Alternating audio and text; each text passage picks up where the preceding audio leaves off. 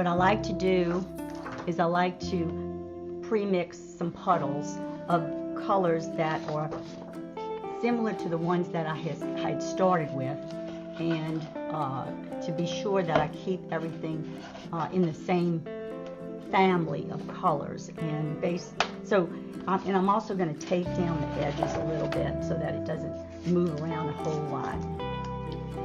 And I make sure that I'm on the board and that I don't take a whole lot of into the painting itself.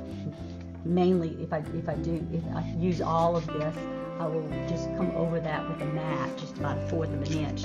So I just stay close to the edge, but I don't want it to start curling on me, and I won't be able to keep control. And now I'm going to put this back underneath here for a little bit of a height. Sometimes during the process of painting, I like even this much height.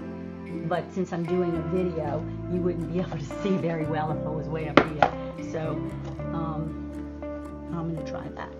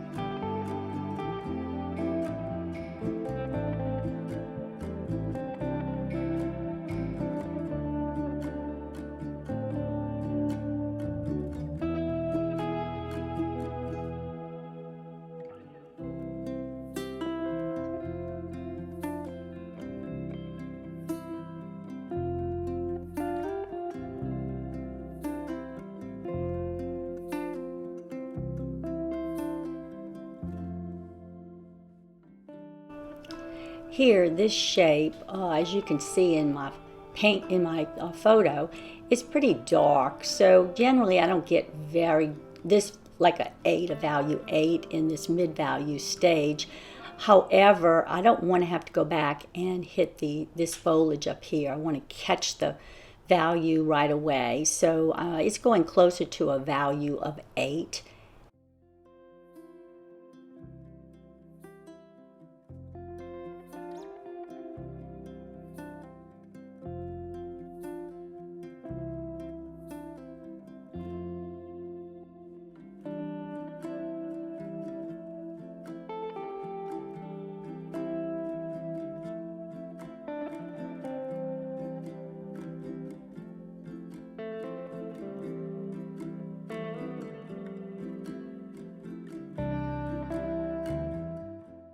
Here I hit areas of this mid-value foliage area with a little bit of the darker Payne's Gray, a little stronger pigment, because I want to give it some volume and I want it to blend naturally instead of having to add it when it's dry and to a dry area.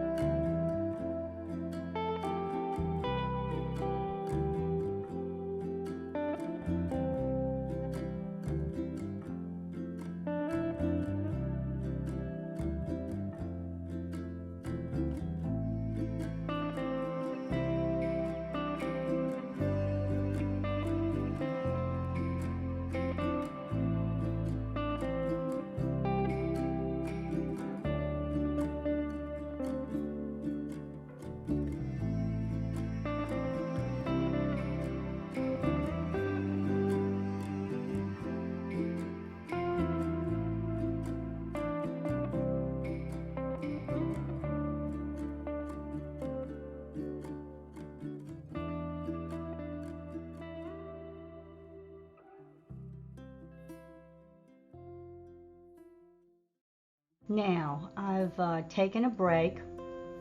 And this is good because you really have to do that to clean your water, clean new bowl, fresh water, and I have a time to review what I'm seeing here. And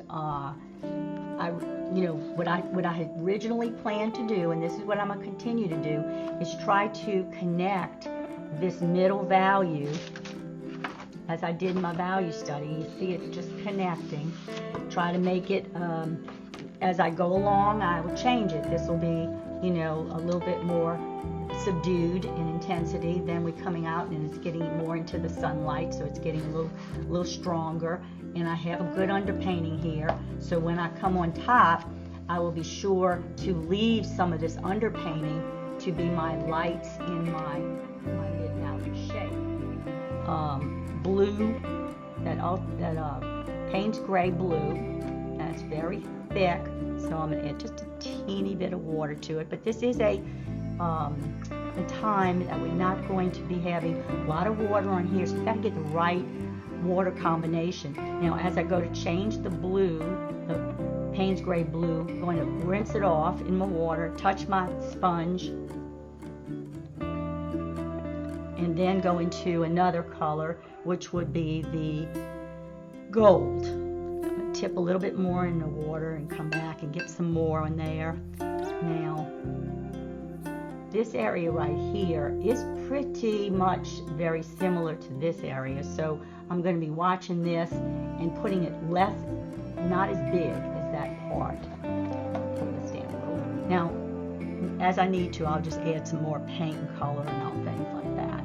Now I'm going to add just a touch of red right here, because red will take down anything that I find that's getting too green. Now, notice how I'm really working my paint with that brush, because it'll blob up on you, and you'll come to your painting and you'll say, where did that part of red come from? And I can't get it out. Finding that this is going to be hitting right in here, and I want to be able to keep with that color. I want it to be of substance and not just wimpy. Okay, so here we go.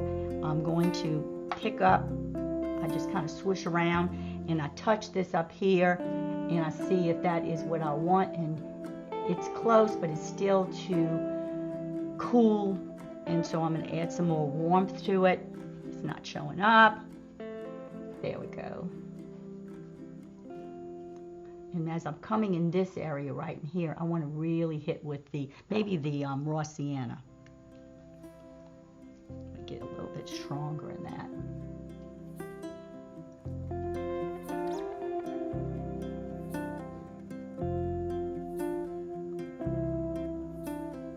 Remember, the birds want to pass through, but not the edges. I don't like having open edges there, so that keeps the viewer into the painting, hopefully. Now, as I'm going down, I'm going to continue with that gold in here as we come down. Maybe a little too intense. Let's go back into the blue. I'm looking right in here, in this area right here.